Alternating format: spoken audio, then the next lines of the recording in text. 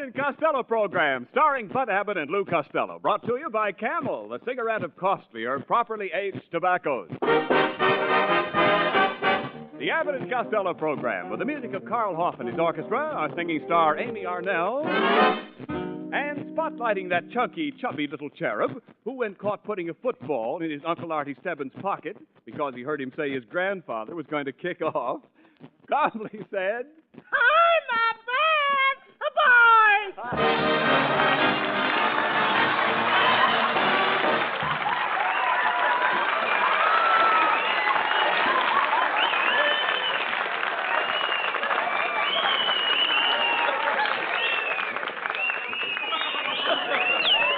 Hey, Costello.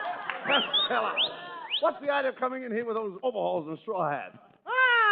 They're my gardening clothes, Abbott. What do you mean? I've been out working in the garden all morning, and I planted 2 acres of mashed potatoes. Now, wait a minute. How can you plant mashed potatoes? I use a hammer. I'll bet you're some gardener.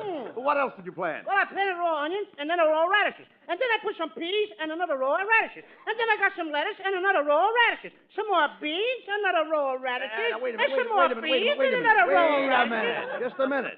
Why did you put every other row radishes? I can't help it. Radishes always repeat on me. Well, forget about it. Let's drop the radishes. Come on, please. Let's drop the radishes. Let's get on. Well, it won't do any good. They'll only come right up again. Look, Costello, didn't you plant any tomatoes? Huh? I say, didn't you plant any tomatoes? Yeah, I planted a row of tomatoes, 1 inch apart. Costello, now that's too close together. It'll squeeze the tomato and into a funny shape. So what? What do you mean, so what? Did you ever see a short, fat tomato? Yeah, I danced with one last night at the Palladium. Talk sense, please. You talk sense, Costello. How's the dirt around your place, Lou? I don't know. I haven't heard any lately. No. I'm talking about the soil. What state is your soil in? The state of California, you dope. No. I'm talking about the condition of the ground. How's the dirt? Oh, it's no good. It's full of worms. I'm trying to find out if you have any weeds. Huh? I'm trying to find out if you have any weeds on your Boy, farm. if I got weeds. I spent an hour this morning pulling on a big piece of devil grass. And I pulled, and I pulled, and I pulled. And what happened? Finally, the devil came up and said, "Look, Costello, when I want you, I'll send for you."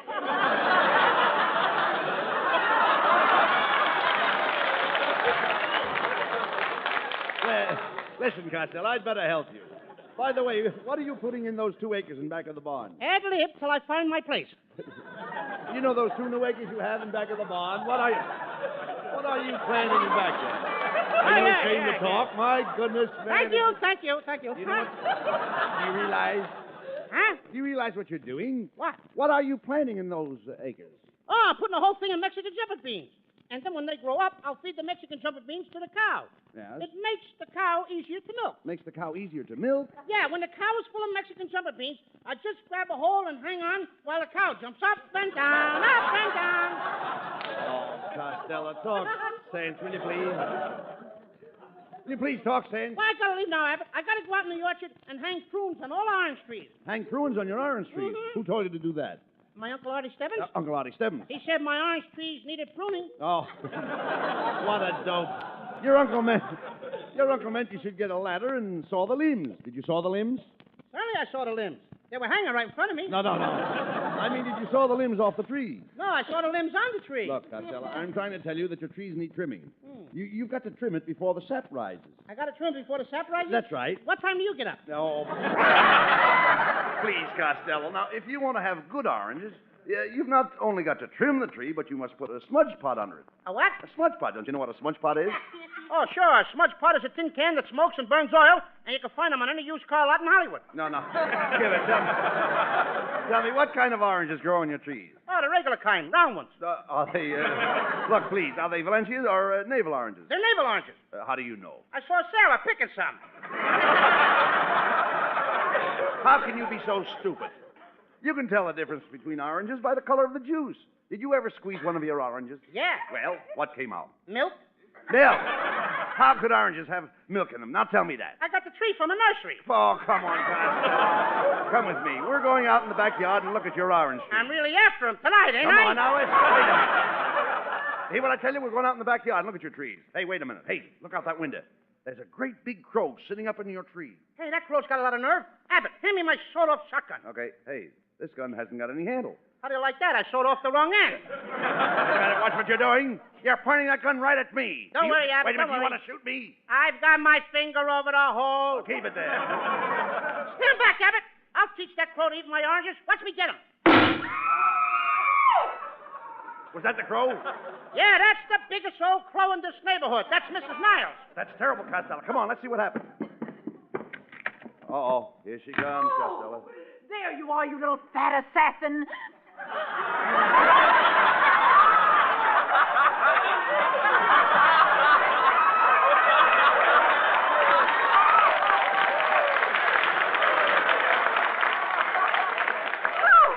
How dare you shoot at me when I was up in that tree putting oranges in my bucket?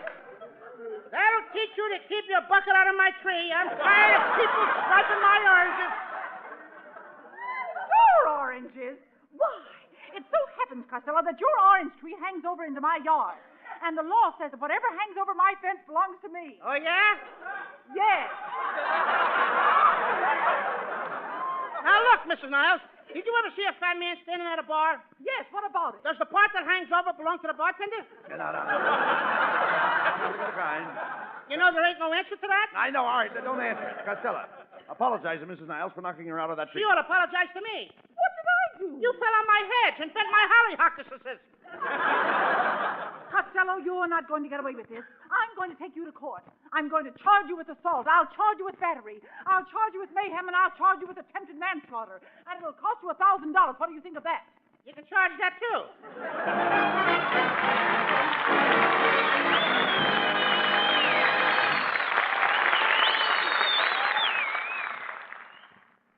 There were throat specialists and doctors who concentrate on the nervous system. There were diagnosticians and cardiologists and ophthalmologists. Doctors in each and every branch of medicine among the 113,000 doctors covered in a recent nationwide survey. It was a survey of cigarette preference. What cigarette do you smoke, doctor? Was the gist of the query made by 3 leading independent research organizations. And the brand most named was Camels. Camels. Rich, full-flavored, cool, and mild. Truly a superb blend of costlier tobaccos. Try Camels, then, on your own T-zone.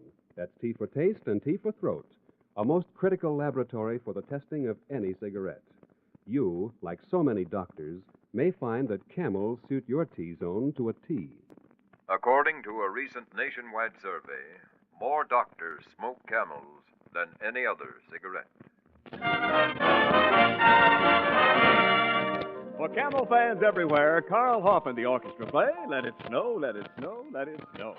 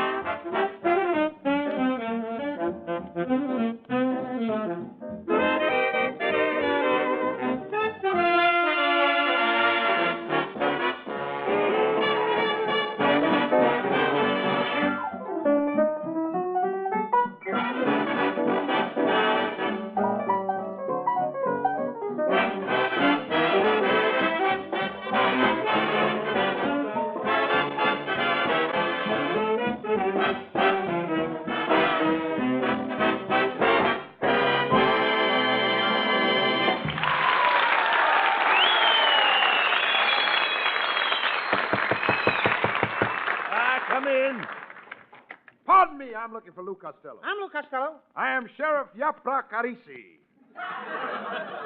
Mr. Costello, I'm here to serve you with a subpoena. Thanks. I don't care for some. Some what? Some peanuts. No, the subpoena is for assault. Oh, some salted peanuts. I still don't want none. Costello, this means that Mrs. Niles is going to press her suit against you. She can't press a suit against me, Abbott. I don't care for the lady. Young man, you can't refuse this subpoena. I'm an officer of the law. Oh, you're an officer of the law. That's right. Then you're a public servant. Yes, I am. Get me a glass of water. Take it easy, Lou. Look, you little peepsqueak. Don't get funny with me. See this scar? Yeah? Gunfight, 1941. You see this scar? Yeah? Vaccination, 1946.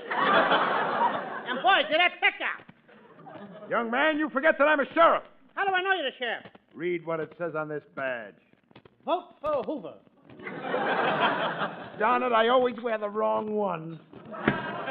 Well, Costello, the subpoena says that you are to appear in court tomorrow morning at 10 o'clock to answer Mrs. Niles' charge. Now, what do you say? Abbott, I'm too young to go to jail.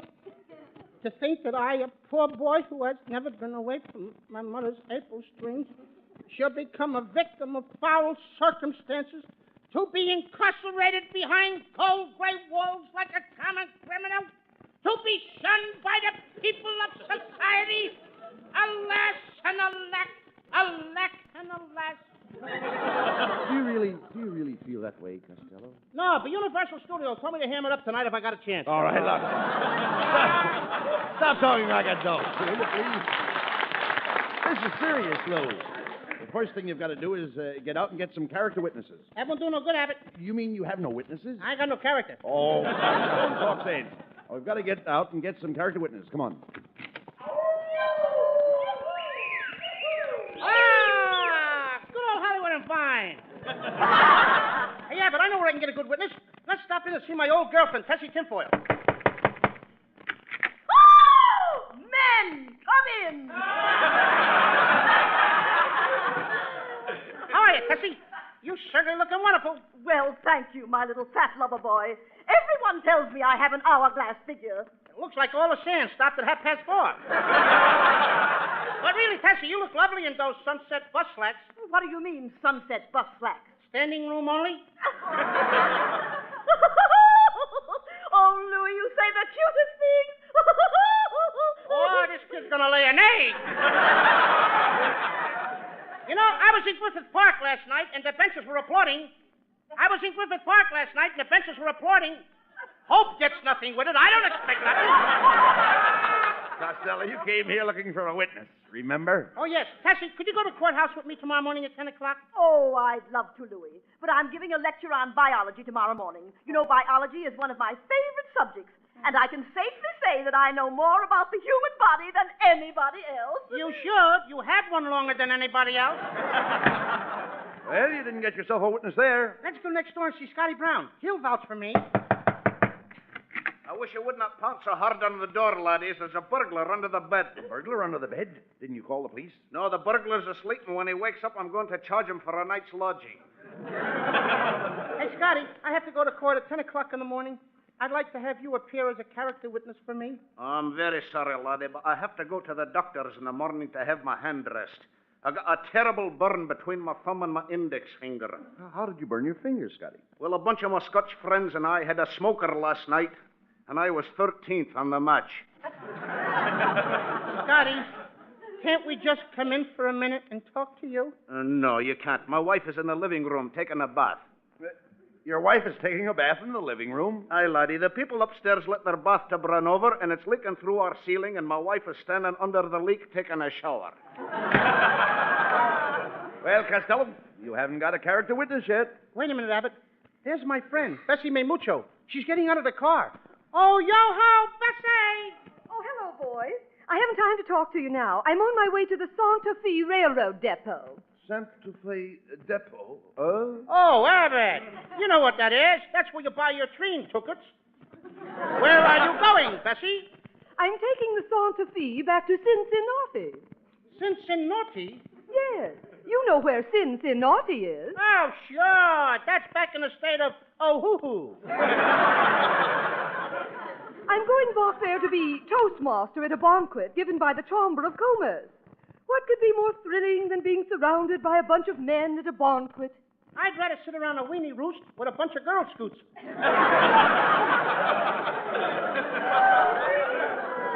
Well, I got to dash along now. The hustle of vista to you. And an oyster and a kisser to you, too.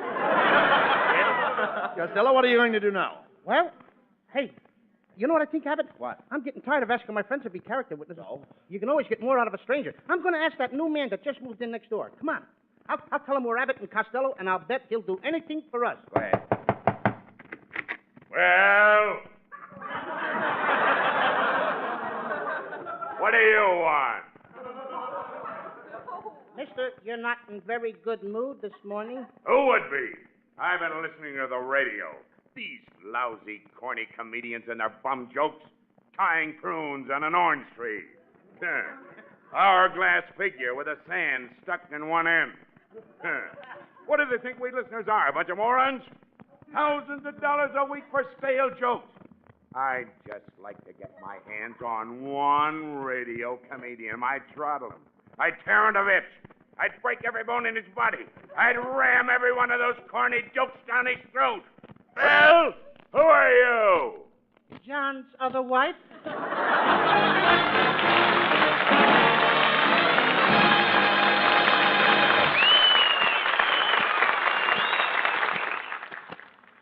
This month of April marks the birthday of a great man of medicine, and this, in a humble and respectful way, is a salute to him. His name, Dr. William Henry Welch, pioneer in pathology, preventive medicine, public health, and sanitation. His researches are famous. His teaching and writings influence the entire medical thought of the country.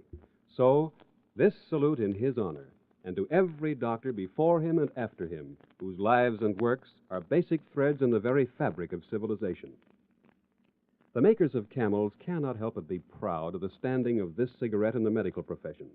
The query, "What cigarette do you smoke, doctor?" was put to 113,000 doctors by 3 leading independent research organizations. The brand named most was Camel. According to a recent nationwide survey, more doctors smoke Camels than any other cigarette.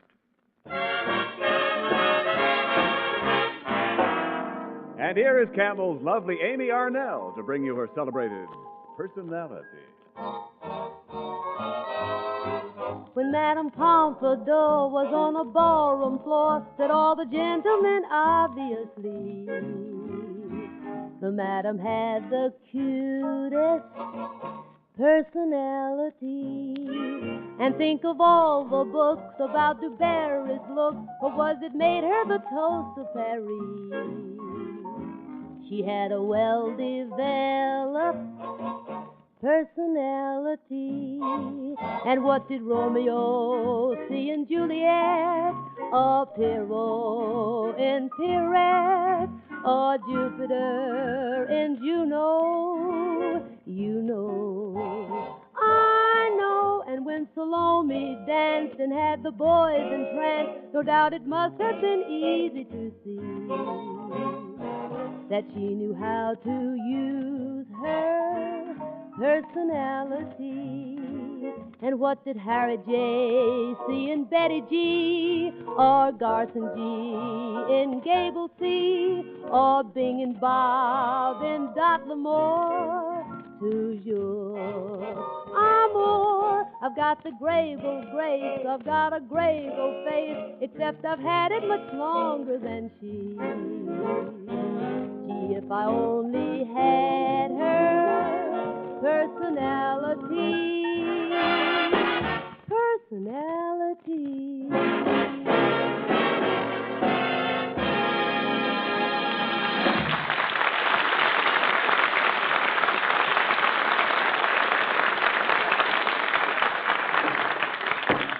Order in the court! Order in the court! Order! Coca-Cola. The Court of Common Pleas is now in session. The case of Mrs. Niles versus Lou Costello. The prisoner will now step to the bar.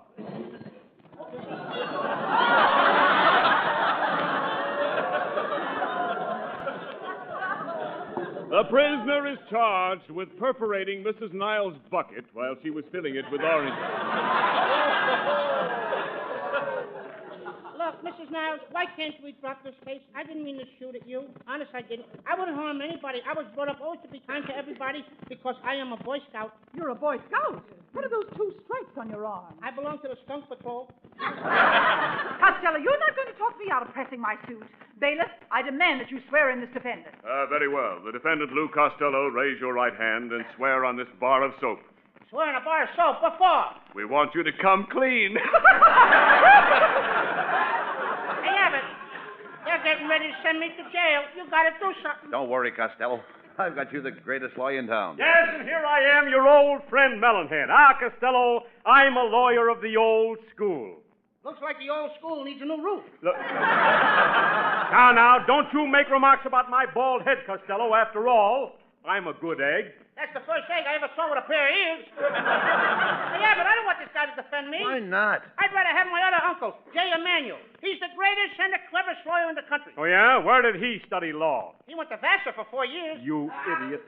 Vassar happens to be a girls' school. Well, that takes a smart guy to get away with that, don't it? Quiet, Costello. Here comes the judge. Everybody rise. Presenting his honor, Judge Philpott Storecheese. All right, bailiff. Bring in the case.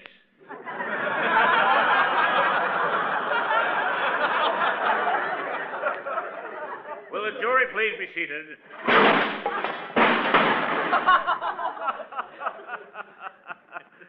I always forget to put the seats in the jury box. Is the defense ready? Your Honor, I would like to have a few minutes to draw up my briefs. Now, how do you like that? I'm going to go to jail, and this guy has to stop to pull up his shorts.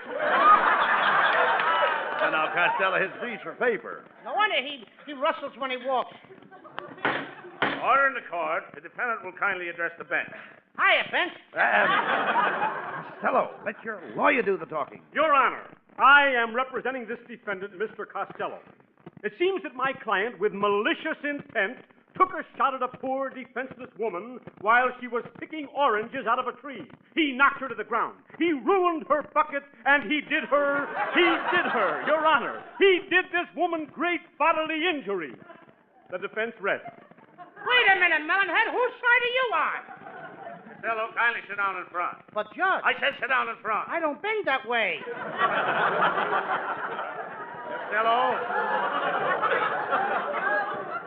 Do you realize I'm justice? And I'm justice, too. Justice who? Just as good as you are.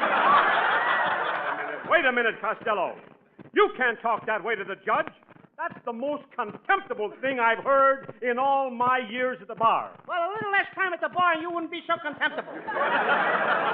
Costello, I told you to let your lawyer do the talking. That's right, Abbott. Costello, you promise to tell the truth, the whole truth, and nothing but the truth? I do. Your Honor, we plead insanity. Just a minute. This whole case is a farce. I demand that you find Costello guilty. But, Mrs. Niles, I can't do that. I haven't heard the evidence. Oh, please, Judgy, I appeal to you as a man. You don't even appeal to me as a woman. I object! You object? What for? I haven't had a line in 2 pages. Well, stick around. Stick around and I'll give you a sentence. Costello. Tell you to keep quiet. You're only Your making Honor. things worse. Look, Your Honor, I'd like to plead my own case. I couldn't do anything wrong, really. I couldn't because I've always been very bashful and shy. I remember on my 12th birthday, my mother and my father they gave me a nice little dresser for my bedroom. I was so bashful, I kept the dresser turned to the wall. You kept the dresser turned to the wall? Why? I didn't want the drawers to show. Costello, I'll listen to your plea if you can produce a character witness. Okay. I'd like to present as a character witness a young girlfriend of mine, Miss Fifi LeBlanc. Here I am, Monsieur Costello. Come on over here and kiss your poor old father.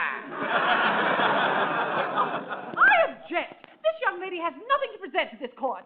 Are you kidding?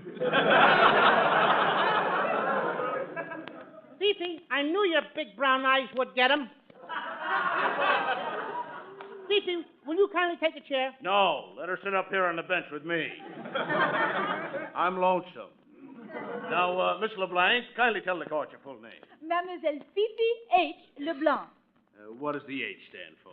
Hillside 2183. I object! You object? Yeah, she gave me Hillside 2184. What are you doing tonight, Fifi? Oh, I'm sorry, Judge, but I'm going steady with Monsieur Costello. I will be true to him as long as he lives. Costello, I sentence you to be hanged at dawn. Your Honor, you can't do this. My friend Costello is an honest man, an innocent man. He didn't mean to shoot at Mrs. Niles. I don't care about that part. He has no business wasting the time of a beautiful girl like Fifi LeBlanc. A man as ugly as Costello couldn't possibly have any integrity or character. In fact, Costello, you are entirely lacking in personal charm. I wouldn't say that. Just put a razor in my hand and you couldn't tell me from Gregory Peck. Gregory Peck. Why, you worm, there isn't a woman in town that would take a second look at you. Mrs. Niles is right, Costello. But I'll tell you what I'll do. As the judge in this case, I will let you go free if you can get some lady in this courtroom to come up here and kiss you. Are you kidding? Oh, thank you very much, Judge. I'll show you how you appeal to women. Ladies, this is your chance to kiss me. The line forms on the right. Come on.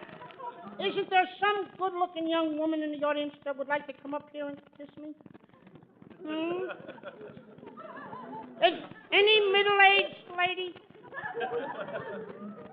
Any old lady? Any old man?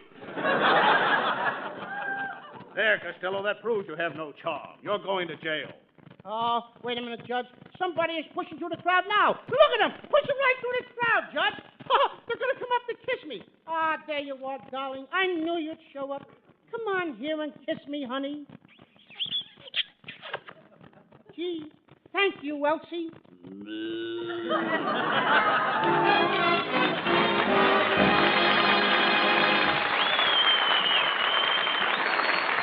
Abbott and Costello will be back for Camel Cigarettes in just a moment. And now, tonight's salute to the men in the armed forces who won through to victory. Tonight we hail the 106th Infantry Golden Lion Division, heroes of San Vith in the Battle of the Bulge. Since the beginning of the war, the makers of camels have sent more than 150 million free camels to our fighting men overseas. But now, with demobilization in progress, free camels are sent to servicemen's hospitals instead. This week, the camels go to U.S. Army AAF Regional Hospital, Hamilton Field, California, U.S. Naval Hospital, Bremerton, Washington, U.S. Marine Hospital, Sheepshead Bay, Brooklyn, New York, Veterans Hospital, Perry Point, Maryland, Veterans Hospital, Chillicothe, Ohio. In your honor, men of the Golden Lion Division.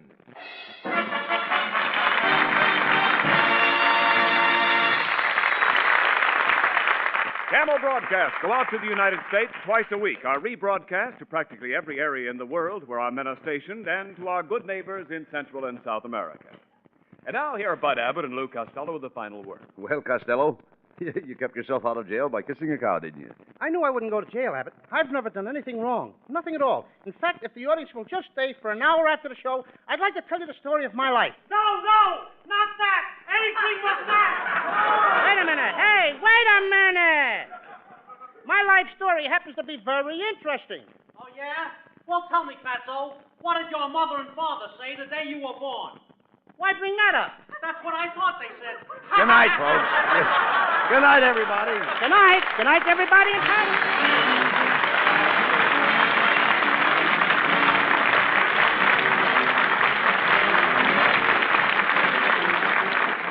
Be sure to tune in next week for another great Abbott and Costello show brought to you by Camel Cigarettes. And remember, try Camels in your T-zone.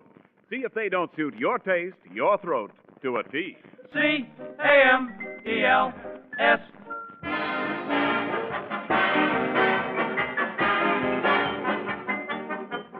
Why smoke a pipe? For pleasure, of course. So why not get the most pipe pleasure? How? With Prince Albert tobacco. Why? Because it's choice tobacco, crimp cut to burn slow, cool. Because it's specially treated to take out tongue bite. Does that make a difference? You bet. Why, more pipes smoke Prince Albert than any other tobacco on earth. Try PA today. Saturday night, be sure to listen to Prince Albert's Grand Ole Opry. You'll hear Red Foley, Grand Ole Opry's sensational new singer. He's got a voice that's romantic as moonlight on the mountains, warm as southern hospitality. And the way Red Foley sings our great American folk songs makes mighty fine listening. Remember Grand Ole Opry Saturday night on NBC with the Duca Paducah, Minnie Pearl, and Red Foley. Be sure to listen at this very same time next week for the Abbott and Costello Show for Camel Cigarettes. Thursday night is All-Star Night on NBC. Stay tuned in for Rudy Valley over most of these stations. This is Ken Niles in Hollywood wishing you all a pleasant good night for Camel. This is NBC, the National Broadcasting Company.